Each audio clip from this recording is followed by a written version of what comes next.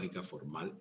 Habíamos dicho que la lógica jurídica no es igual que la lógica formal, ya que la lógica formal es una lógica meramente enunciativa, como sucede por lo menos en la matemática, en donde los presupuestos son indiscutibles, es decir, que ya cada premisa tiene un valor asignado y es un valor que no podríamos entrar a discutir.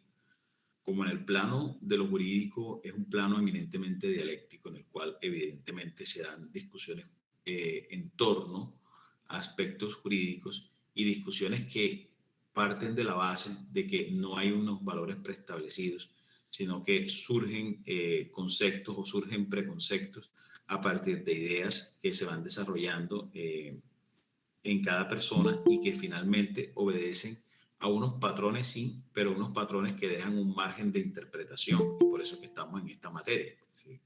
Si en materia jurídica los valores fueran preestablecidos, básicamente o no existiera la hermenéutica jurídica o por lo menos la hermenéutica jurídica fuera únicamente basada en un método de interpretación exegético. Pero desde ese punto de vista, entonces, tenemos que la lógica jurídica es necesariamente valorativa.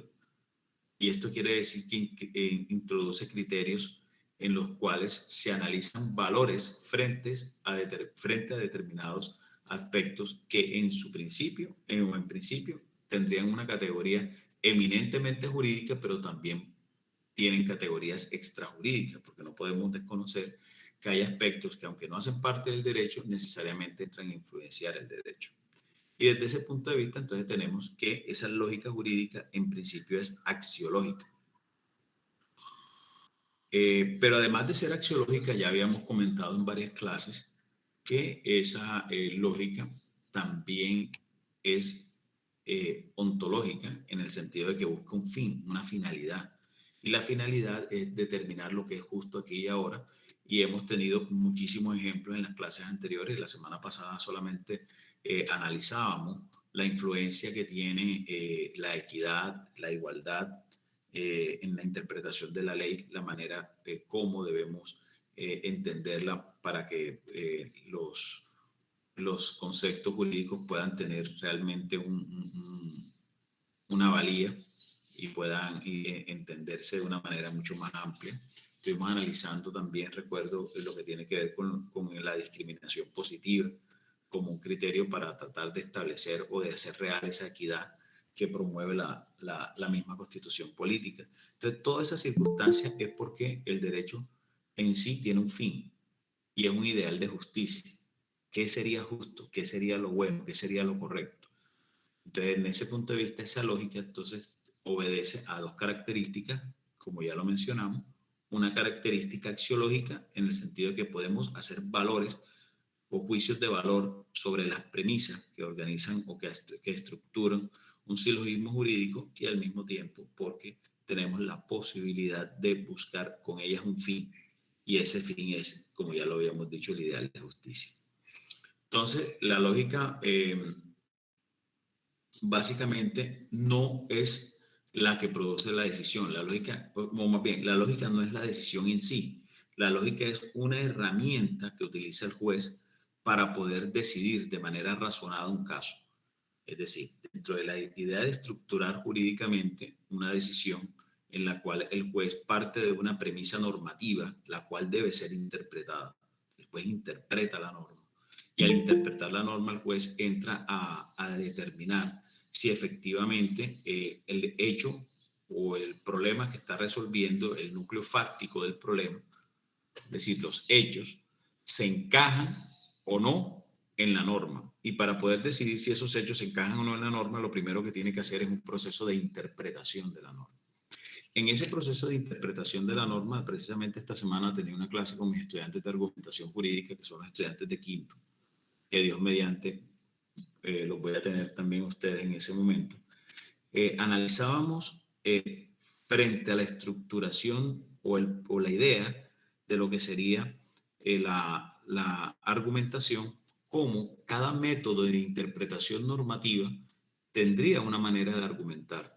Es decir, si yo hago una interpretación exegética, que es la interpretación propiamente literal, en donde yo tomo la norma y la aplico, resulte como resulte, utilizando simplemente una lógica formal, básicamente dentro de esa idea no es mucho el trabajo de argumentación.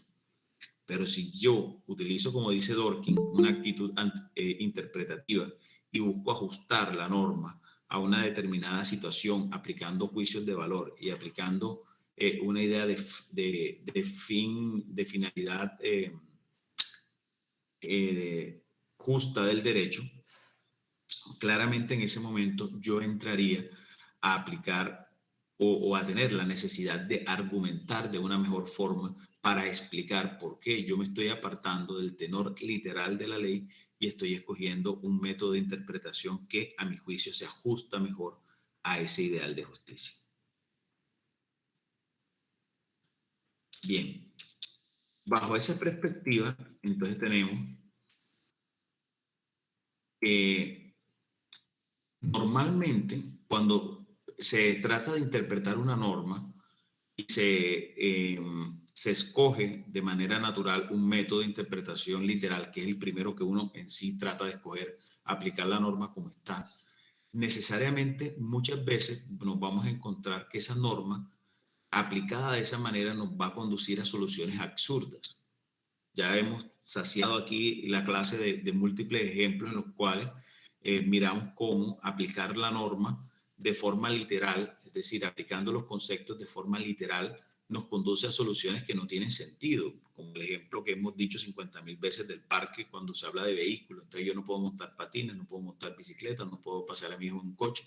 Entonces son soluciones absurdas. Toda esa idea de soluciones absurdas que no tienen sentido frente a lo que sería el derecho, nos conduce a determinar que al momento de interpretar, cuando estamos haciendo ese trabajo de extraer el sentido de lo que nos quiere decir la norma, debemos rechazar cualquier interpretación que conduzca a una solución absurda. Desde ese punto de vista, al momento de decidir, tenemos que aplicar decisiones más racionales. Y aplicar decisiones más racionales quiere decir que tenemos que extremar los juicios de valores que hacemos frente a las premisas que hacen parte del silogismo jurídico para poderla ajustar a una solución jurídica que sea real y acorde a las necesidades. Lo que quiere decir que nosotros siempre tenemos en el trabajo de interpretar la norma, buscar la manera de que la norma, al momento de aplicarse, conduzca a soluciones reales de los problemas jurídicos que se plantean y no a soluciones injustas.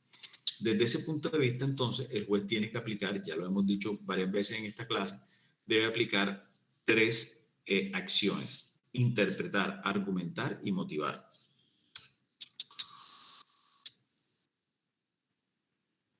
En cuanto a lo que tiene que ver con la interpretación, no se puede perder de vista que el juez lo que interpreta no es una norma aislada. Es decir, nosotros no podemos entender que las normas que hacen parte del sistema jurídico son normas aisladas. Eso conduciría a determinar que las normas no hacen parte de un sistema jurídico, lo cual claramente no es cierto. O sea, todas las normas que nosotros apliquemos en nuestro campo como profesionales van a ser normas que no son aisladas, sino que están entrelazadas con otros grupos de normas. Casi que se forma como una cadena. Si ustedes miran por lo menos un parágrafo hace parte de un artículo y tiene que armonizarse con el artículo. El artículo hace parte de un capítulo y se tiene que armonizar con ese capítulo. Ese capítulo hace parte de un título y se tiene que armonizar con ese título. Ese título hace parte de un libro y se tiene que armonizar con ese libro. Y ese libro hace parte de un código y tiene que estar armonizado con ese código. Y a su vez, ese código hace parte de un conjunto de normas que son un sistema jurídico y tiene que estar armonizado con ellas, tanto las que son de igual jerarquía como las que son de superior jerarquía, como sería el caso de la Constitución. Entonces, desde esa perspectiva, tenemos que el sistema jurídico que está dentro de lo que es un ordenamiento jurídico, tiene que tener unas condiciones o unas características especiales para que pueda existir. Esas características son la unidad, la coherencia, la plenitud y la actualidad. Ya vamos a mirar cada una de ellas. Pero lo que quiero que en este momento quede claro es que la interpretación que se hace de una norma no es de una norma aislada. Para poder entender el alcance de esa norma, tenemos que mirar el contexto en donde está esa norma circunscrita. Porque si nosotros no consultamos el contexto de la norma o nos apartamos de la idea de que la norma hace parte de un sistema jurídico, bueno, nos va a conducir a lo que habíamos dicho en la diapositiva anterior, a soluciones absurdas que realmente no van a comportar el sentido y alcance de la norma. ¿Hasta aquí estamos claros o hay dudas? ¿Estamos claros? Profe. Sí, profe, estamos claros. Vale. Ese primer criterio, que es el primer criterio de unidad, ¿no? Partimos de una idea que ya la hemos planteado aquí también muchísimas veces y digamos que lo bueno de esta clase, por lo cual las cosas están fluyendo de pronto tan fáciles, porque estamos tratando de organizar ideas que ya hemos planteado en clases anteriores. Entonces, desde ese punto de vista vemos que la ley debe estar armonizada con las normas de superior jerarquía, como por ejemplo, como decía Kelsen, cuando se le atribuye ese tema de la pirámide de Kelsen, Kelsen establecía que la Constitución era una norma superior, como decía Hart, es una norma fundante. Y desde ese punto de vista hace parte de un sistema jurídico en el cual todas las normas que están dentro de ese sistema jurídico deben estar en armonía con la Constitución. Entonces, desde ese punto de vista tenemos que hay dos maneras de mirar ese criterio de unidad, a través de una validez material y a través de una validez formal. En lo que tiene que ver con la validez material quiere decir que todas las normas que hacen parte del sistema jurídico deben estar temáticamente armonizadas con la Constitución. Quiere decir que no puede haber ninguna norma jurídica dentro de nuestro sistema que vaya en contravía con la Constitución. Si nosotros analizamos esto desde una perspectiva eminentemente constitucionalista, lo que estamos queriendo decir es que la Constitución traza la temática que guía todas las normas que hacen parte del sistema jurídico. Ejemplo, en Colombia no puede haber una norma que sea abiertamente discriminatoria, por lo menos. No puede haber una norma que diga que las personas de raza negra o de raza india no tengan un determinado derecho. Porque si llegase a existir una norma que tenga esas características, inmediatamente nosotros al analizarla frente a la Constitución nos damos cuenta que es una norma que está contrariando ese principio constitucional que parte de la base de que en Colombia se respetará la pluralidad étnica y que al entender que hay una pluralidad étnica y que Colombia es un país que es de diversidad cultural, de diversidad de raza, claramente esa norma está en contravía, está fuera de lugar, como lo que nos gusta el fútbol, cuando la persona está en fuera de lugar, está desubicada completamente. ¿Y por qué estaría desubicada dentro del ordenamiento jurídico? Porque no comporta una temática que es la validez material de la norma, y esa temática es que en Colombia todas las normas que se expidan deben estar acordes a la idea de que en Colombia hay un principio de diversidad cultural. O es como si mañana saliera una norma que auspiciara el maltrato de la población infantil o el maltrato de la población de la tercera edad, cuando en Colombia hay normas específicamente dirigidas a la protección de población vulnerable y entendida como población vulnerable tanto a los niños como a los adultos mayores.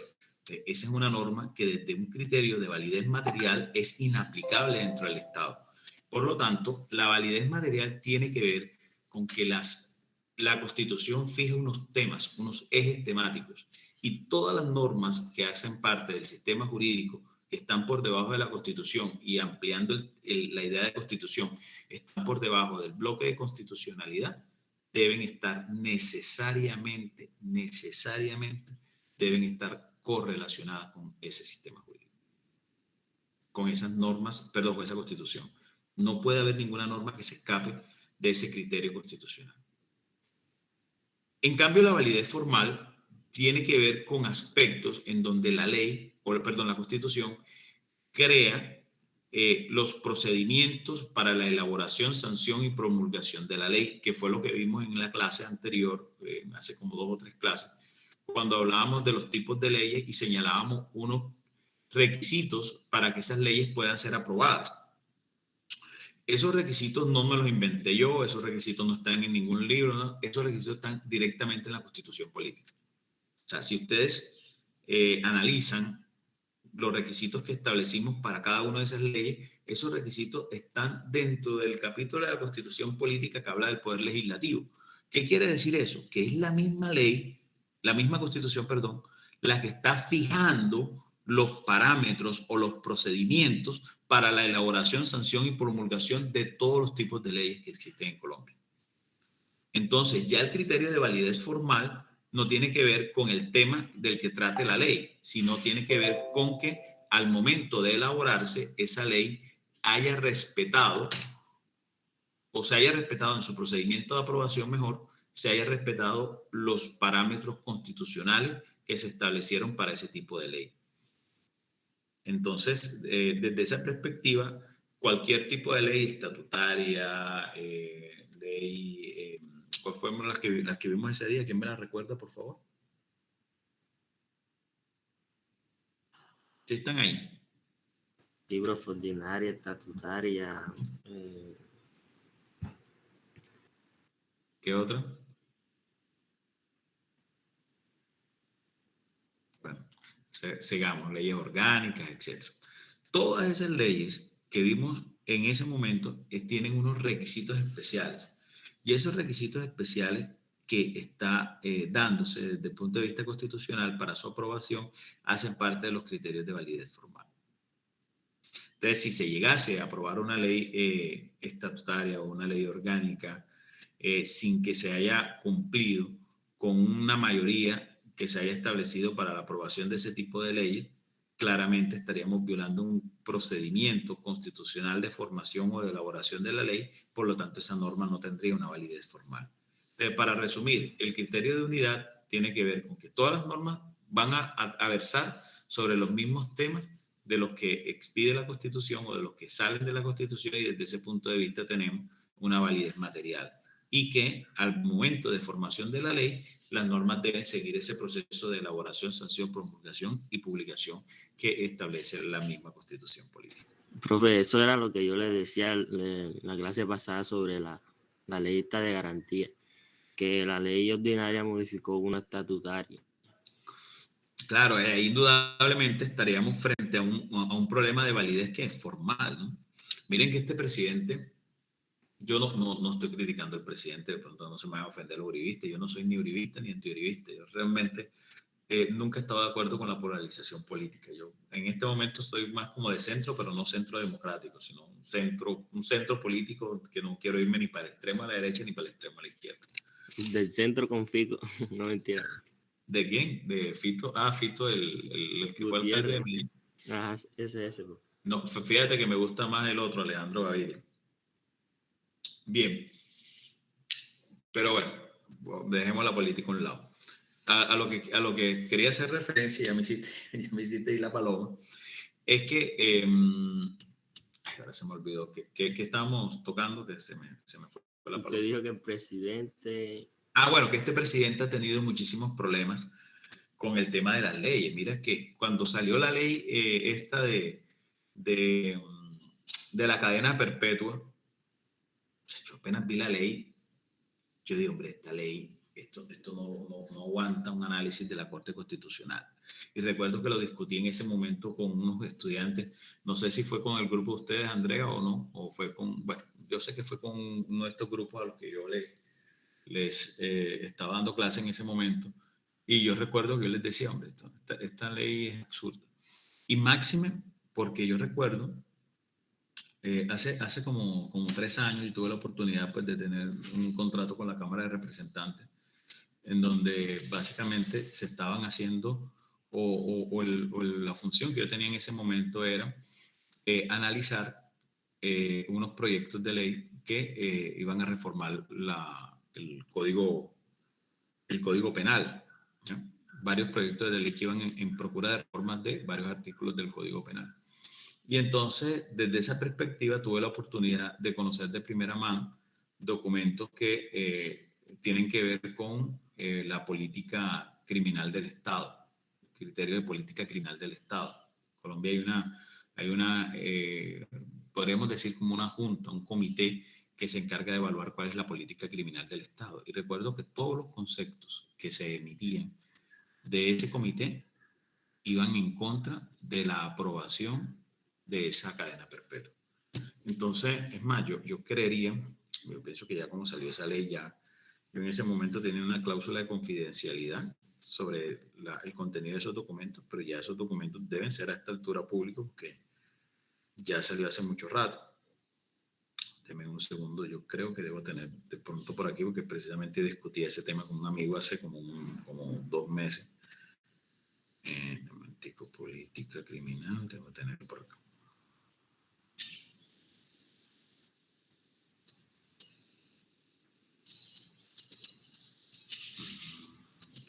¿Dónde está? Es un consejo de política criminal.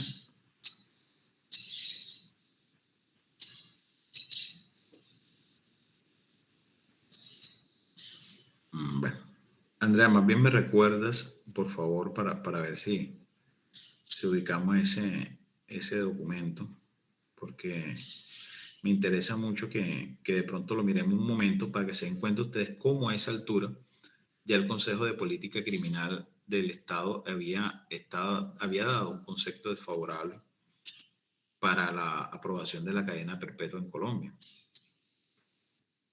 Es más, yo recuerdo que en ese momento yo estaba dando en la maestría el módulo de acciones constitucionales, perdón, el módulo de bloque de constitucionalidad, y analizábamos en ese momento ese punto de la aplicación de la cadena perpetua frente a lo que es el principio de la dignidad humana, y llegábamos a la conclusión que en Colombia constitucionalmente no podía existir una norma que estableciera ese tipo de sanciones. Máxime porque no tendría sentido que le salga a la persona más caro, es decir, más alta la pena, si viola a un menor que si lo mata. De eso no tiene sentido.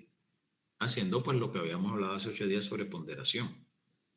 Entonces, desde ese punto de vista, no tenía sentido desde ninguna perspectiva.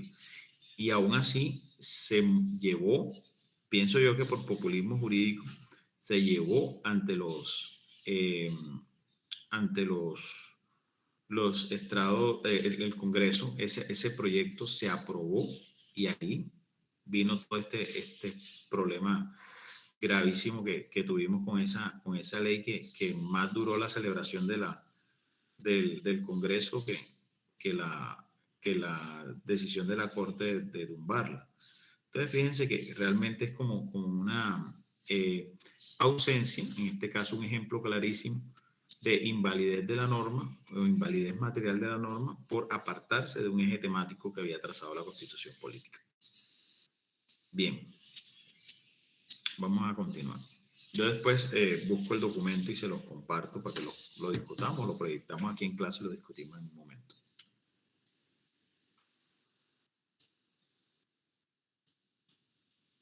El segundo criterio es el criterio de coherencia, y aquí es donde venimos a conocer uno de los fenómenos jurídicos más importantes que creo yo existen, que es el tema de la antinomia.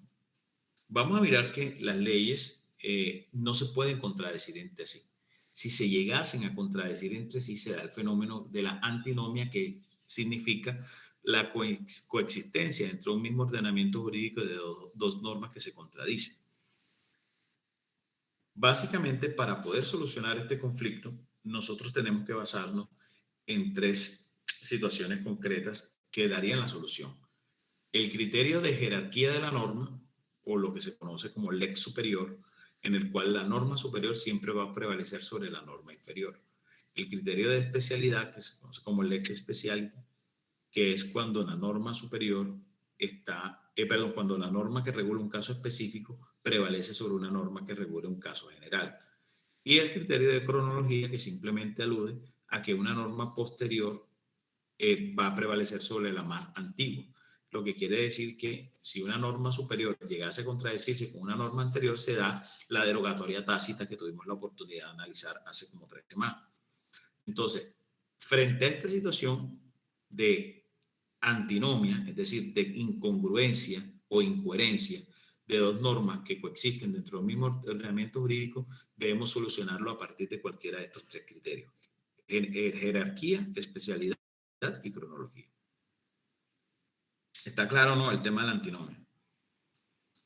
Para pasar a la otra diapositiva, ¿o hay dudas sobre ese punto? Sí, profe, está bien. Está claro, me encanta que ustedes tengan todo tan claro. Bien. Este punto de los vacíos legales y de la utilización de la analogía para solucionar esos vacíos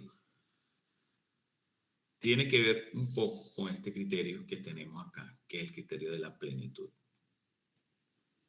La plenitud del sistema jurídico. ¿Por qué sobre el criterio de la plenitud del sistema jurídico? Porque se supone que a partir de una idea positivista, todas las situaciones jurídicas deben estar reguladas dentro de un sistema jurídico. Es decir, no puede haber ninguna situación jurídica que esté por fuera del sistema del ordenamiento jurídico colombiano o ordenamiento jurídico de cualquier país. Siempre va a haber una norma que va a regular las situaciones concretas y repito, se da la idea de la teoría de cierre de Kelsen, donde dice que una situación que no esté prohibida necesariamente está permitida. Desde este punto de vista vamos a encontrar que ese criterio de plenitud del sistema jurídico realmente no es cierto. Vamos a encontrar en la práctica muchas situaciones que no están reguladas por el derecho, produciéndose lo que se conoce como vacíos legales. Un vacío legal se da cuando un hecho no está regulado por una norma. Y una laguna se da cuando un hecho está regulado por la norma, pero de forma insuficiente. Eso en cuanto a la teoría general. A mí realmente me gusta más la clasificación que establece que existen tres tipos de laguna. Una laguna jurídica, que es la misma, o el mismo vacío legal, que es la ausencia de normas que regula un caso. El otro que sería la laguna axiológica, que hace alusión a una interpretación o un criterio en el cual el intérprete analiza o determina que una norma escapa a lo que sería la axiología de las normas constitucionales y por lo tanto frente a un caso concreto esa norma sería inaplicable. Y otro criterio que habla de la laguna de reconocimiento, que es cuando, como él quiere que el sistema jurídico, y ya lo vamos a ver también en este documento, tiene problemas de vaguedad de términos, es decir, los términos son a veces muy vagos, muy vanos, claramente se va a encontrar situaciones en las cuales la aplicación de la norma bajo un lenguaje cotidiano conduciría a que la norma daría una solución absurda. Pero sin embargo, pues siguiendo pues, el texto del autor del cual nos estamos copiando para esta diapositiva, se da la idea de un vacío legal cuando el hecho no está regulado por la norma y la idea de laguna cuando el hecho está regulado, pero está regulado de manera insuficiente. Sin embargo, en Colombia, y ya lo habíamos visto en la conferencia del doctor Gued, recuerden que el doctor Gued, cuando nos dictó la conferencia hace 3 semanas, creo que ya pasó, él nos decía, tenemos que tener en cuenta que en Colombia un juez no puede dejar de decidir, un juez tiene que decidir obligatoriamente. Anteriormente se daba, él decía y recordaba ese tema, ya, yo recuerdo que lo había visto en pregrado, pero lo había olvidado, el tema de las sentencias inhibitorias, él decía, anteriormente se valía que una decisión pudiera ser inhibitoria. ¿Y qué significa que la decisión pudiera ser inhibitoria? Que una decisión pudiera no tener una solución jurídica y el juez podía fallar de forma inhibitoria. Ya no se acepta, dentro de lo que es el lenguaje jurídico actual, no se acepta una norma que tenga o que pueda tener ese tipo de vacío. Necesariamente cuando una norma tiene ese tipo de vacío, estaríamos... perdón, que un juez tuviera la no decisión frente a una norma alegando un vacío, estaría prácticamente prevaricando, porque lo que le va a decir el sistema jurídico es busca alternativas de solución. ¿Y cuáles serían las alternativas de solución que les da el sistema jurídico a los jueces frente a un vacío? La analogía y los principios generales del derecho.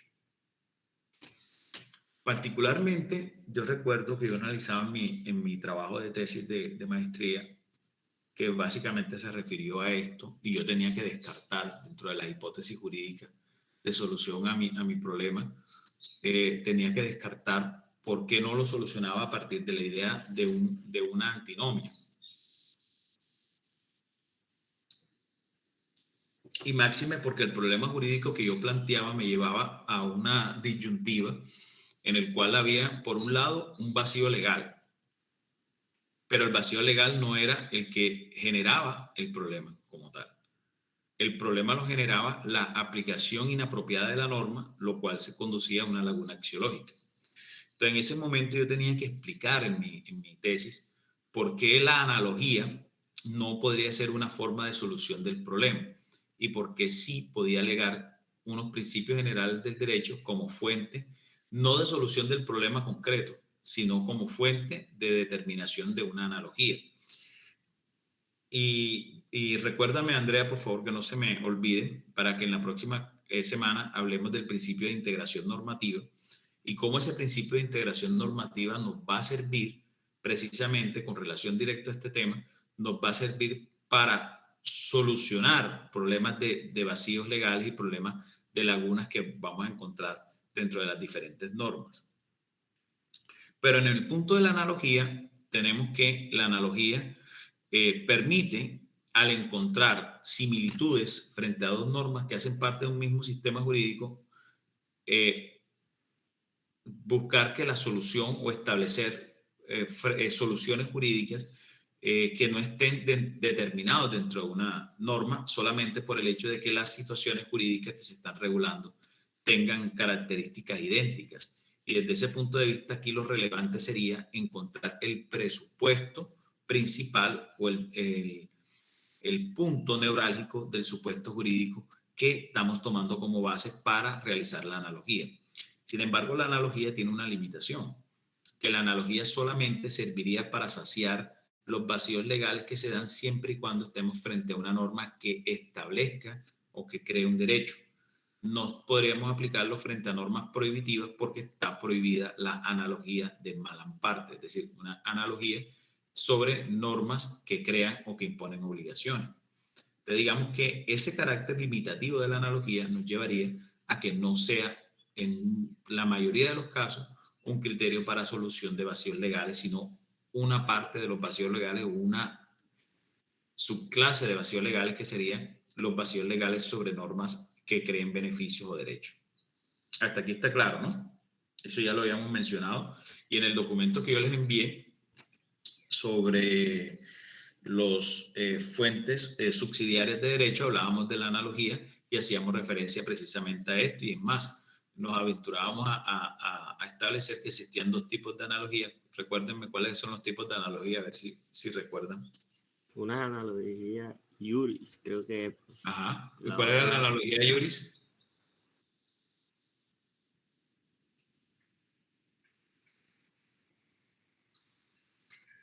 Dime cuál es, pero bueno, vamos a hacer una cosa. Vamos a clasificarla primero. Analogía iuris y la analogía de la otra es la analogía ¿qué? Axiológica. La leyes, profe. Analogía, ¿qué es lo que dice? ¿Analogía qué? Exegética. ¿Cuál es esa? Eso nunca lo había escuchado. Él es así, profe, no lo presto. Analogía legis y analogía iuris. Entonces, frente al tema de la analogía legis, habíamos dicho que esa analogía legis es cuando nosotros saciamos el vacío frente a una sola norma que hace parte del sistema jurídico. En cambio, cuando hablamos de la analogía legis, iuris, perdón, estamos tomando varias normas que hacen parte del ordenamiento jurídico. Pero esa situación no sucede con los principios generales del derecho, porque si partimos de la idea que los principios tienen una triple función, tienen una función creadora, y cuando hablamos de función creadora es porque deben ser tenidas en cuenta por el legislador al momento de crear la norma. Además de eso, tienen una función interpretativa, porque deben ser tenidos en cuenta por el intérprete al momento de interpretar la norma. Y tienen una función integradora, que ya la vamos a ver cuando hablemos de integración normativa, porque necesariamente al ser tenidas en cuenta por el legislador al momento de crear la norma, se supone que todas las normas del sistema jurídico deben estar integradas desde su fuente, porque todas nacen de unos principios. Entonces, desde ese punto de vista tenemos que los principios generales del derecho terminan siendo normas de textura abierta, ¿ya? Que no establecen unos presupuestos o unos supuestos de hecho ni unas consecuencias, sino que sirven para desarrollar la creación de nuevas normas. Por lo menos, si nosotros vamos a un principio, el principio de la dignidad humana, al ser tenido en cuenta por el legislador al momento de crear la norma, tendríamos como base que el legislador no va a poder crear normas que vayan en contravía con eso, con afectar derechos y garantías fundamentales.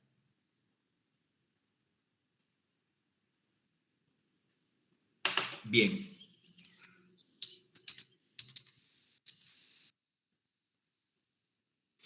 Y por último, hay un último criterio que nosotros habíamos visto acá arriba. Vamos a buscarlo acá para que no perdamos el hilo, que es la actualidad, ¿no? Y este criterio de actualidad tiene que ver con la vigencia de la norma. Nosotros habíamos dicho que la norma tiene que verse desde un punto de vista tridimensional. Recuerdo que lo había dicho así como para una manera más fácil de entenderlo. ¿Y cuál es ese punto de vista tridimensional? Un primer punto de vista en el cual claramente la norma tiene un factor de territorialidad, es decir, la norma se aplica en un determinado territorio que coincide con la competencia del órgano que la creó. Un segundo criterio, que es el criterio de temporalidad, y aquí tiene relación directa con lo que es la actualidad, en el sentido de que la norma tiene una vigencia y la norma es aplicable durante el término de su vigencia. Quiere decir que para que la norma que hace parte del sistema jurídico, para que el sistema jurídico pueda aplicarse, todas las normas que hacen parte del mismo deben tener un criterio de actualidad, es decir, deben estar vigentes. Y un último criterio, que ya lo habíamos visto, que era el criterio personal, que es el hecho de que hay normas que van dirigidas a un grupo poblacional en concreto y no a toda la sociedad. Entonces habría que tener en cuenta si las personas son destinatarias o no de la norma. Desde ese punto de vista,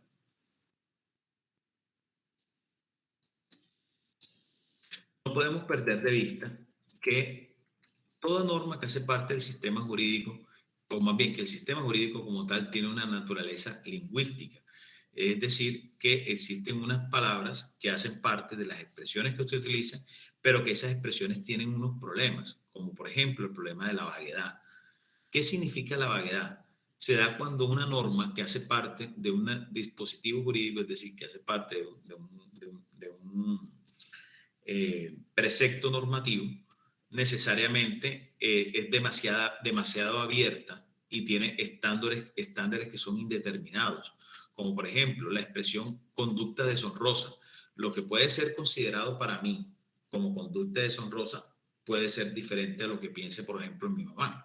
Por lo menos mi mamá es una señora extremadamente moralista y lo que puede de pronto para ella ser considerado una conducta deshonrosa, de pronto para mí no lo es. Por lo menos mi mamá, el hecho de que vea una pareja de novios dándose un beso en la calle, para ella se echa la bendición y dice que eso es una cosa fin del mundo. No, uno hoy en día de pronto tiene una mentalidad mucho más abierta. Yo me acuerdo en la universidad que a veces uno tenía que ir sacándole el cuerpo a las parejitas que se quedaban ahí abrazándose en los pasillos de la universidad y uno lo veía eso como algo casi que normal. Estoy seguro que mi mamá hubiese visto un espectáculo de eso y se muere enseguida. Entonces, ¿qué es para mí conducta deshonrosa? Es un criterio muy subjetivo que puede ser cambiante de acuerdo a cada persona que lo observe y desde ese punto de vista entonces la conducta deshonrosa claramente obedece a aspectos diferenciales y por lo tanto es un criterio de vaguedad porque es demasiado amplio. ¿Qué sería una proposición deshonrosa o deshonesta? Para mí lo que sería de pronto una proposición deshonesta es muy diferente para lo que sería para otra persona. De pronto yo en ese caso, yo de pronto tengo un criterio de honestidad un poco mucho más regio que el de mucha gente y de pronto para mí cualquier tipo de proposición pueda ser deshonesta y para otros no. Por ejemplo, les pongo un ejemplo claro. Yo dentro de mi contrato como defensor público, nosotros contractual y moralmente, porque atendemos un grupo poblacional muy pobre, no tenemos posibilidad de en ningún momento aceptar ningún tipo de dádiva, recompensa o contraprestación por nuestros servicios de ningún usuario. ¿Ya? Para mí el hecho de que una persona o un usuario de la Defensoría Pública me llegase a proponer, doctor, mire, impúlseme mi caso y yo le voy a regalar tal cosa, lo que sea. para mí eso sería una proposición deshonesta. ¿Y por qué sería una proposición deshonesta? Porque yo claramente, al inicio de asumir un caso en la defensoría, lo primero que yo le dejo claro a los usuarios y a los familiares es que nosotros no aceptamos ningún tipo de dádiva, ningún tipo de contraprestación, ni ningún tipo de recompensa por la prestación de nuestro servicio. Pero entonces, fíjense, yo tengo un criterio muy cerrado frente a esa situación. De pronto habrá personas que para ellos sea algo natural. O servidores públicos que reciben a veces dinero por la realización de su trabajo, reciben el regalito. Un regalito que la persona dice, ay, me sacaste tal cosa, entonces yo te doy este billetico de 50 y un regalito, y ellos lo ven como algo natural o normal. O incluso a veces lo piden. Hombre, claro que sí, yo le busco tal cosa, pero ajá, me tira ahí para la gaseosa. Y ellos lo ven como algo normal. Para mí eso me parece fatal. Entonces, desde ese punto de vista, yo tengo una concepción de lo que es la honestidad, una concepción bastante regia. Entonces, desde ese punto de vista, lo que para mí puede ser algo con una proposición deshonesta, de pronto para otra persona no lo es. Entonces, fíjese que llegamos nuevamente a un criterio de vaguedad en donde se subjetiviza un concepto jurídico que se encuentra dentro de la norma. Entonces, fíjense que toda esta situación conllevaría a que, siendo la norma de naturaleza lingüística, nos vamos a encontrar con términos que son indeterminados y que por ello podrían conducir a problemas de interpretación normativa por un defecto del lenguaje. Hay otro concepto, que es el concepto de ambigüedad, que es muy parecido al anterior, pero en esencia diferente, porque aquel es porque la norma tiene un significado, por eso le dice vaguedad, un significado demasiado vago, demasiado etéreo, demasiado subjetivo. En cambio, el criterio de ambigüedad es porque la norma ofrece el lenguaje utilizado por la norma ofrece un menú de significados, o sea, son significados que pueden ser o pueden significar muchísimas cosas. Ustedes a veces buscan el diccionario y ustedes observan que hay expresiones que pueden significar cosas diferentes y que vendrían siendo expresiones que no tienen un significado definido, sino que es un significado bastante etéreo, amplio. Entonces, desde este punto de vista, se tendría que escoger frente a la situación jurídica que estamos analizando en la norma, cuál sería la definición más adecuada que se adapta a la palabra que hace parte de la gran cantidad de significados que están dentro de la norma que estamos analizando. Entonces, es labor del intérprete escoger cuál sería el significado debido o apropiado frente a esa situación. ¿Qué es lo que pasa un poquito? Que por eso es que el legislador se ha tomado el trabajo de definirlo. ¿Qué es lo que pasa un poquito con los términos como, por ejemplo, documento, servidor público, que son términos que son muy amplios en cuanto a definición, y por ello la norma lo que hace es delimitarlo, cuál serían los puntos o cuál sería la definición correcta de lo que podríamos entender como documento y como servidor público.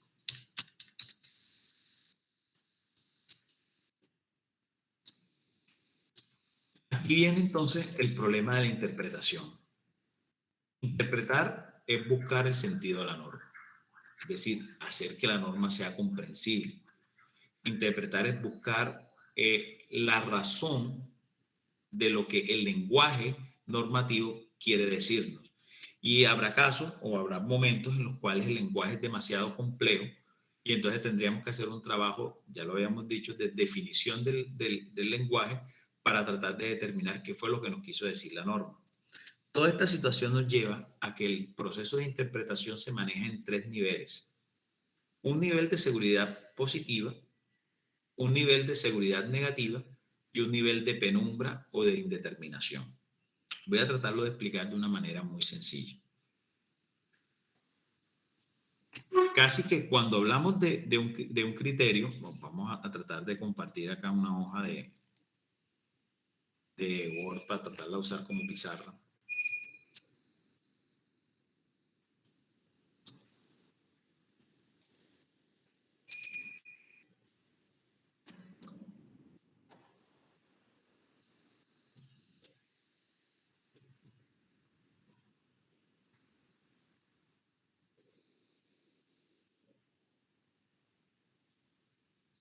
¿Ustedes están viendo en este momento una hoja de Word o no están viendo? Sí, profe. Vale. Vamos a buscar acá. ¿Dónde es que se...? Ah, aquí está formas.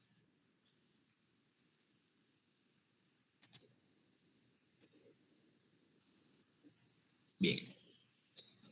Están viendo en este momento un círculo azul, ¿no? Sí, profe. Vale. Entonces, cuando nosotros hablamos de zona de seguridad positiva, hacemos referencia al núcleo de significación normativa, es decir, a los hechos o presupuestos que se encuentran inmersos dentro de la norma jurídica, ¿ya? Es decir, lo que está dentro de la norma. Entonces, si lo miramos desde esa perspectiva, claramente, en el cuadro este que estamos haciendo, esa zona de seguridad positiva sería lo que está en azul dentro del círculo, ¿sí? Lo que está en azul dentro del círculo. Esa sería la zona de seguridad positiva. Ejemplo, si yo digo, los estudiantes que en la actualidad estén cursando de séptimo semestre en adelante quedan excluidos de la realización del examen de estado. ¿Qué estoy diciendo? Que todos los estudiantes que estén de séptimo en adelante van a tener el beneficio de no realizar el examen de estado. Entonces, quiere decir ello que en la zona de seguridad positiva estarían aquí todos los estudiantes de séptimo semestre en adelante. Pero hay una segunda zona de seguridad negativa o ámbito de exclusión de la norma. Es todo lo que está por fuera de la norma. Todo lo que está por fuera de la norma. Quiere decir que están todas aquellas personas que están excluidas dentro del presupuesto normativo. Quiere decir que lo que está en blanco acá afuera sería el ámbito de exclusión. Entonces, en este ejemplo que estamos colocando, quedarían por fuera, quedarían excluidos los estudiantes de primero a sexto semestre, porque habíamos dicho que de séptimo en adelante serían los estudiantes que estarían excluidos de presentación de examen de estado, por lo tanto estarían dentro del beneficio. De primero a sexto semestre estarían por fuera del beneficio que estamos creando a partir de esta norma. Pero ¿cuál sería el último punto, que sería la zona de penumbra de interpretación, que es aquel punto donde nos quedamos discutiendo frente a la situación de determinar si o no están las personas recibiendo o excluyendo el beneficio? Aquí sería ¿cómo se llama esto? Este borde que va de lo azul a lo blanco, que sería este puntico. Y aquí, ¿quiénes estarían? Suponiendo que un estudiante está en séptimo semestre, pero está viendo materias de sexto. Entonces, digamos, si para el caso en cuestión estaría excluido de realización del examen porque está en séptimo, o tendría que realizar el examen porque estando en séptimo está viendo materias de sexto y de quinto semestre. No sé si está claro el ejemplo. Entonces, fíjense que ahí es una zona de penumbra porque es una zona de indeterminación en donde el intérprete tiene que entender o que realizar un análisis jurídico para determinar si está o no excluido de ese beneficio. Y con este ejemplo pudiéramos hacer muchísimas cosas. Por lo menos nosotros decimos, ¿no? La teoría civilista de derechos fundamentales. La teoría civilista de derechos fundamentales establece que para que la persona sea sujeto de derechos tiene que haberse dado un nacimiento y un desprendimiento total de la madre, es decir, cuando cortan el cordón umbilical y esa persona es capaz de sobrevivir a ese desprendimiento por lo menos un segundo. Esa es la teoría civilista de derechos fundamentales, ¿ya? Entonces vamos a suponer que esa teoría civilista no estuviera de pronto tan claramente definida. Entonces tendríamos que una persona es sujeto de derecho a aquella que haya logrado nacer y haya sido expulsada del vientre materno. Entonces aquí estaríamos las personas que son sujetas de derecho. Quiere decir que las que se encuentren dentro de la barriga de la mamá estarían en esta zona.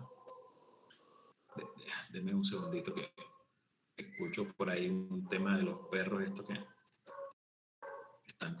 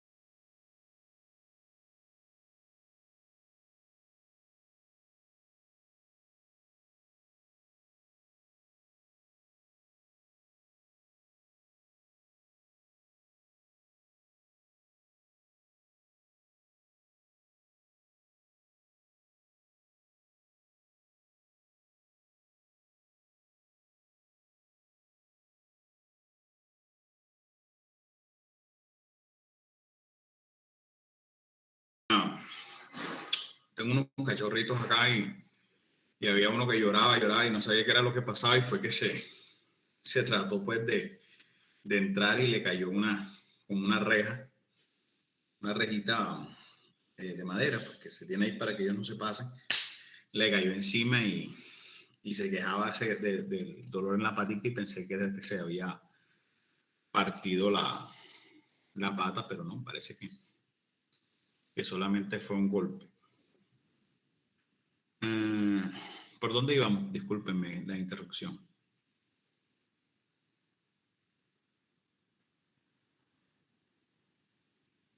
Hola. Sí.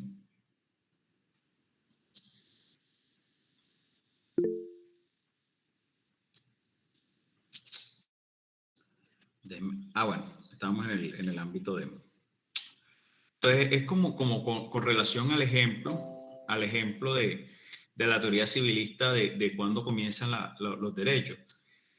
Si no estuviera tan claramente definida qué es el sobrevivir de la extracción del vientre materno y de cortarse el cordón umbilical por lo menos un segundo, básicamente tendríamos que el niño nació, entonces, y no se le ha cortado el cordón. Entonces, estaría dentro de los que se habla del nacimiento o estaría por fuera o excluido de ese ámbito. Entonces, tendríamos que mirar ese punto que se conoce pues claramente como una zona de penumbra para poder determinar cuándo estamos en un punto y cuándo estamos en el otro. ¿Está claro el ejemplo o todavía hay dudas? Sí, profe, está claro. Vale.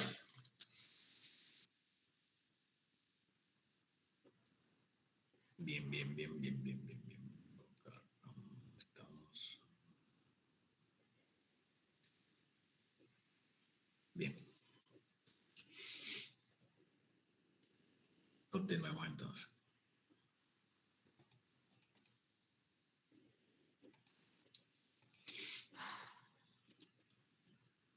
Ya en algún momento habíamos hablado sobre las teorías corrientes de interpretación. Tenemos que la corriente subjetiva de interpretación es la que busca valorar la voluntad del legislador, es decir, la finalidad que tuvo el legislador al momento de adoptar la ley. Esta interpretación es estática, ¿no? Es estática porque no avanza sino cada vez que haya un cambio normativo. Entonces, básicamente, le da la espalda a lo que es la realidad social porque básicamente se fundamenta únicamente en el querer del legislador. En lo que tiene que ver con la teoría objetiva de interpretación, trata de buscar o descubrir cuál es el sentido de la norma, de acuerdo a una realidad social, es decir, acoge criterios de realidad social y para ello la interpretación termina siendo dinámica, ya que no avanza solamente como la anterior, que no avanza con cada vez que hay cambio normativo, sino que avanza cada vez que hay una interpretación doctrinal por parte de un tribunal o simplemente por parte de un jurista que esté interpretando el derecho, esté interpretando la norma. Hay una interpretación tecnicista, la cual señala, es casi como un punto medio entre las dos anteriores, la subjetiva y la objetiva, porque la tecnicista dice que sí se tiene que asumir criterios de realidad, pero no criterios de realidad que obedezcan aspectos extrajurídicos, sino únicamente señala que el sentido de la norma solamente se puede dar marcos dentro del contexto de criterios únicamente jurídicos. Hay unas clases de interpretación que ya también tuvimos la oportunidad de verlas, estamos digamos como repasando ese punto, que tiene que ver o obedece a varios aspectos. Primero, una en función a cuál es el sujeto que realiza la norma y desde ese punto tenemos una interpretación auténtica, judicial o doctrinal. Toma en cuenta quién es el sujeto que crea la norma. Y hay otra que es o tiene que ver con la función o los alcances de la norma y desde ese punto de vista la interpretación puede ser restrictiva, extensiva o progresiva. En cuanto al sujeto que crea la norma, la interpretación es auténtica cuando la realiza el mismo legislador. Esta interpretación de aplicación erga omnes, es decir, aplicación para todo el mundo, hace parte o tiene relación directa con la creación de normas jurídicas y el sentido y alcance que el mismo legislador le da a esa norma jurídica que creó. Básicamente, solamente se aplica la ley, no es aplicable a la Constitución, porque técnicamente la Constitución no es creada por un legislador, la Constitución es creada por un constituyente primario. El constituyente primario es el pueblo quien delega la función en una asamblea constituyente. Segundo, tenemos una interpretación judicial que, como su nombre lo indica, es la que realizan los jueces y magistrados en el ejercicio de sus funciones. Esa aplicación solamente o esa interpretación solamente es interpartes, salvo que la sentencia sea vinculante como aquella que expide la Corte Constitucional.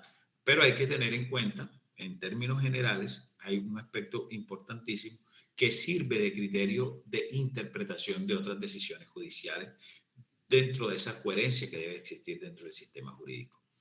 Hay otra interpretación que es doctrinal, que es una interpretación que realizan los juristas. Esta no obliga a nadie. Si ustedes deciden por lo menos estudiar una decisión judicial, ustedes realizan esta interpretación, eso no obliga a nadie, es simplemente un trabajo académico que puede servir de criterio de orientación y que normalmente inspira lo que es la interpretación judicial. En cuanto a los alcances y a sus resultados, habíamos dicho que podría ser restrictiva, extensiva y progresiva. ¿Qué es la interpretación restrictiva? Es cuando yo le pongo límites a la norma, a la interpretación de la norma. Generalmente estas normas que se le imponen límites son las normas de carácter sancionatorio o que limitan derechos y garantías fundamentales.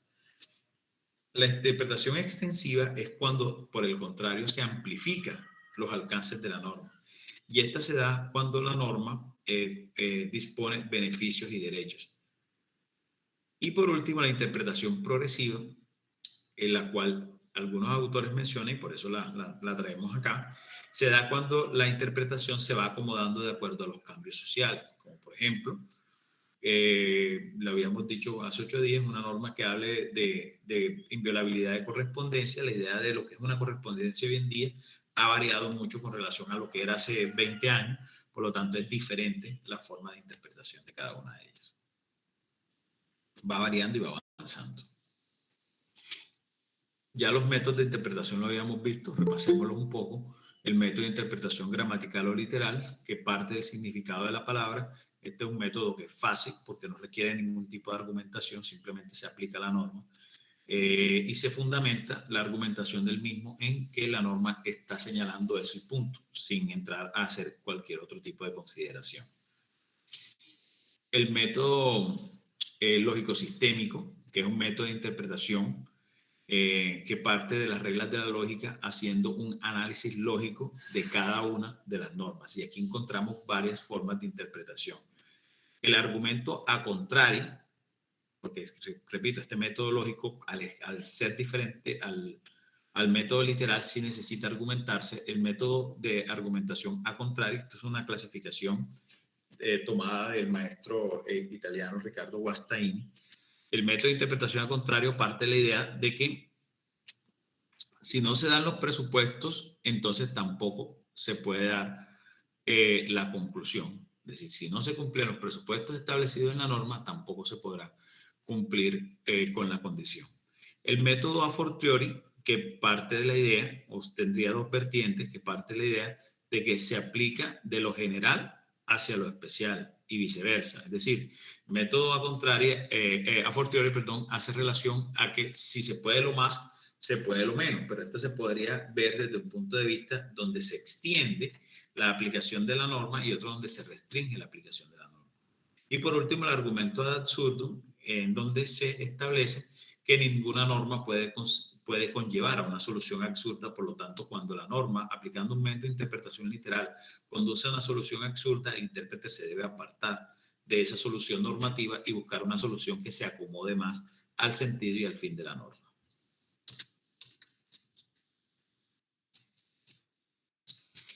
Este método de interpretación sistemático alude a la idea de que existe un sistema jurídico y que por lo tanto la norma que se está interpretando no está aislada de un sistema jurídico, sino que tiene que estar conforme a la constitución política. Desde este punto de vista, la norma debe claramente tener una relación directa no solamente con la Constitución, sino con todas aquellas normas que hacen parte del bloque de constitucionalidad.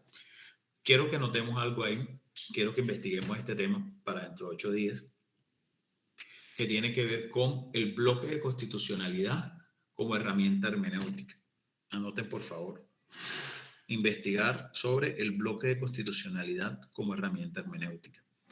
Quiero que lo investiguemos. En la próxima clase vamos a hacer preguntas concretas sobre ese tema. Ustedes, por favor, ténganlo en cuenta. Ya habíamos dicho que este método de interpretación sistemática... ¿Cómo, profe? ¿Cómo? ¿Bloque de qué? Disculpe, ¿cómo? El bloque de constitucionalidad como herramienta hermenéutica. Listo, profe, gracias. Ok. Entonces, este método sistemático establece que claramente las normas que hacen parte del ordenamiento jurídico deben estar coercionadas, o cohesionadas más bien, no cohesionadas como con fuerza, cohesionadas a partir de un principio de unidad y coherencia del ordenamiento, que ya lo vimos, y que desde ese punto de vista la norma no se encuentra sola, sino que está ligada a otras normas que hacen parte del sistema, y que para poder interpretar esa norma tenemos que básicamente correlacionarla con las demás, y aquí es donde si acaso llega a haber una contradicción entre normas, aplicamos los criterios de solución de la antinomia, que sería el de jerarquía, temporalidad y especialidad, y que básicamente ese criterio es el que normalmente se usa en la escuela exegética. El método histórico, que ya también habíamos visto anteriormente, implica tener que estudiar el contexto o la coyuntura social, económica o política en el cual se emitió la norma para encontrar cuál es el sentido y alcance de la norma. Esto es mirar cuál fue el fin por el cual se creó la norma y darle el alcance a la aplicación de la misma. Vamos a bueno, este tema de argumentación sí lo vemos más adelante. Pero sí quiero que veamos un temita que tiene relación directamente con esto, que son las máximas de interpretación jurídica.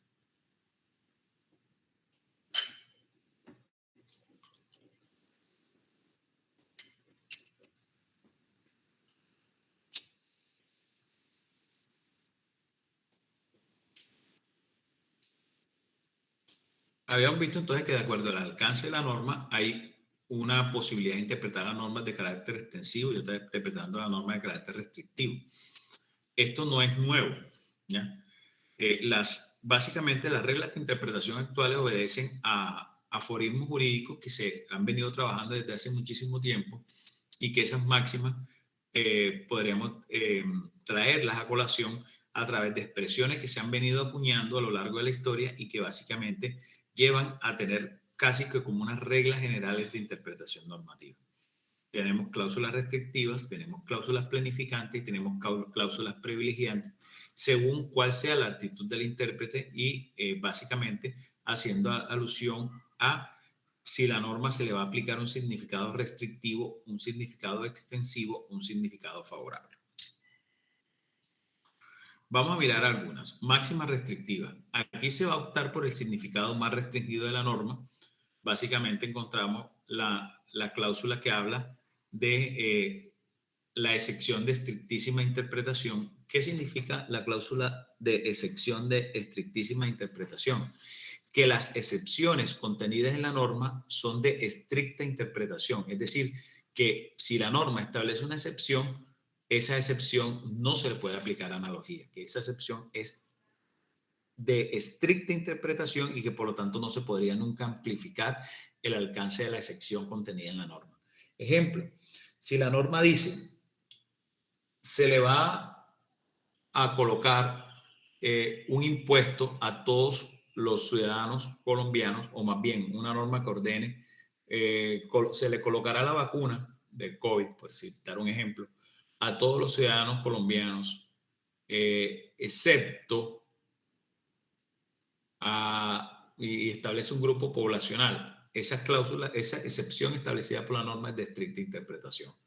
O si se dice, se le va a colocar un impuesto a todos los ciudadanos mayores de edad que ganen más de 7 salarios mínimos legales mensuales vigentes, excepto a los miembros de la fuerza pública, esa excepción es de estricta interpretación. No se podría interpretar esa norma amplificándose a esas otras personas o a otro grupo poblacional. Esas personas que quedaron excluidas de la norma por específica excepción establecida por la norma es de estricta interpretación. Otra es la que dice que las penas son de estricta interpretación. Igualmente, no se podrá ampliar bajo la figura de la analogía la aplicación de penas a conductas que no estén reguladas con con alguna sanción por parte del legislador, así se parezca a otras que estén reguladas. El otro día yo miraba el tema de una excepción establecida por la norma frente a la aplicación o la no aplicación por parte de la Corte Constitucional de una fórmula de preclusión normativa cuando hayan transcurrido más de 150 días desde la imputación sin que se haya presentado escrito de acusación, y esa se encuentra establecida en el artículo 294. Entonces la Corte Constitucional, a partir de una demanda presentada por un colectivo de abogados en favor de las víctimas, dijo que o decidió que el solo paso del tiempo no podría ser motivo para la aplicación de una preclusión, porque eso afecta a los derechos de la víctima, porque el paso del tiempo no puede ser excusa para la no realización de un proceso, de una investigación penal, porque eso va en detrimento de los derechos de las víctimas. Entonces yo analizaba, pues si esta misma perspectiva, entonces tendríamos que decir que la prescripción de la acción penal como causal de exclusión de la responsabilidad no debería aplicarse. Y cuando la alegué, en un momento dado, un juez me respondió que esa sanción es aplicable únicamente a el presupuesto de preclusión del artículo 294. Que así se parezcan las otras situaciones jurídicas, como el caso de la prescripción, no se podría aplicar. ¿Por qué? Porque las sanciones son de estricta interpretación. Eso es una máxima restrictiva de interpretación jurídica. Otra, ningún crimen sin ley, es decir, no le crimen sin ley. No puede haber un delito si no está previamente establecido en la norma. Esa también es una cláusula de exclusión o restricción en el cual no podríamos amplificar el alcance a otras conductas así se parezcan si previamente no están previstas como delito en la norma. Ningún privilegio sin ley. Solamente las normas que crean beneficios son las que deben estar amparadas en la ley. Es decir, si no están amparadas en la ley, no crean beneficios. Ahora, esta cláusula de máxima restrictiva, yo la entraría a discutir un poco desde el punto de vista de la analogía frente a situaciones en donde las personas tienen situaciones jurídicas similares a las de otra persona y que están excluidas de la norma. Sin embargo, aquí lo que están diciendo es que no puede haber un privilegio si no está concebido en la ley previamente, así sea para un grupo poblacional. O sea, el fundamento para que tú lo puedas alegar es porque esté en favor de otro grupo poblacional similar al que tú estás pretendiendo que se extienda. Y la última, desaparecida la razón de la ley, cesa la ley misma. Claro, si se crea una ley bajo unas circunstancias específicas y esas circunstancias desaparecen, como lo accesorio corre la suerte de lo principal, desaparece la norma. Esas son máximas restrictivas. Veamos las cláusulas planificantes. Aquí se va a optar por un significado más extenso, como sucede por lo menos en el caso del principio pro homine, que ustedes tuvieron la oportunidad de estudiarlo. Hay una que dice, donde la ley no distingue, tampoco nosotros debemos distinguir. Esta es una premisa de la interpretación exegética, que dice que no le está dado a interpretar, no le está dado al intérprete realizar distinciones donde la ley no lo ha hecho. Otra que dice, no se debe juzgar sin tener en cuenta la ley entera. Es claro que la interpretación de la ley debe ser completa, no se puede fragmentar la ley para interpretarse una parte de ella y aplicarse, sino que la aplicación de la ley debe obedecer a la totalidad del presupuesto normativo establecido en el precepto de la disposición normativa. Otra que dice, lo que abunda, aunque sea superfluo, no daña. ¿Qué quiere decir este principio de interpretación o máxima planificante? Que la norma puede crear diferentes situaciones en las cuales parece que sobreabundara, pero que finalmente sí esas situaciones están previstas por el legislador, claramente no entrarían a afectar la aplicación de la norma. Hay un artículo que habla, el artículo que habla de documento, el 400, ya le digo, el Código Penal. Ya les digo el número del artículo, creo que es el 450. Ya, denme un segundo, por favor.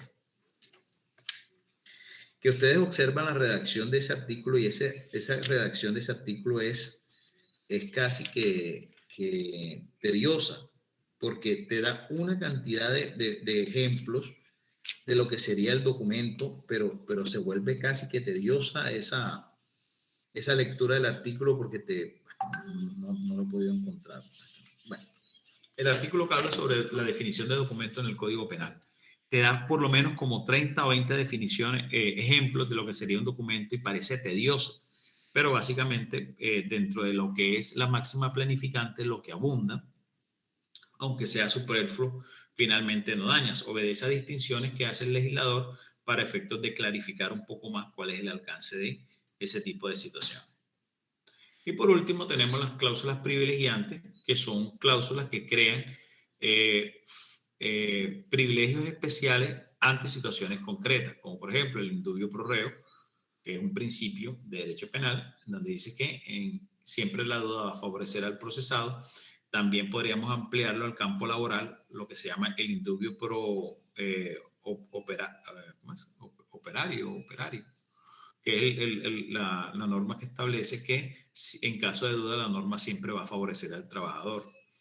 Hay otra que dice, en casos dudosos siempre se debe concluir o resolver en lo mínimo, es decir, que cuando exista duda sobre la aplicación de la norma, la interpretación que produzca una menor restricción de derechos y garantías fundamentales es la que se debe aplicar. Y por último tenemos la que dice que la ley posterior deroga la ley anterior, que es una forma de solución de las antinomias que se encuentran dentro de un ordenamiento jurídico. Veamos cuál es la definición de máxima jurídica. ¿Quién me colabora con la lectura, por favor? Yo, profe. Máximas jurídicas.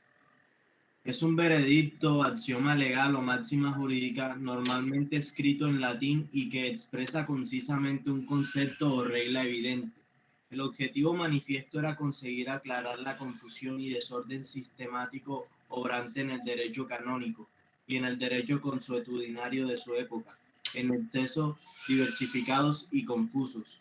Una máxima jurídica es un principio legal o axioma en particular, escrito en latín y de manera concisa expresa un concepto o una regla importante. Bien, veamos qué es un aforismo.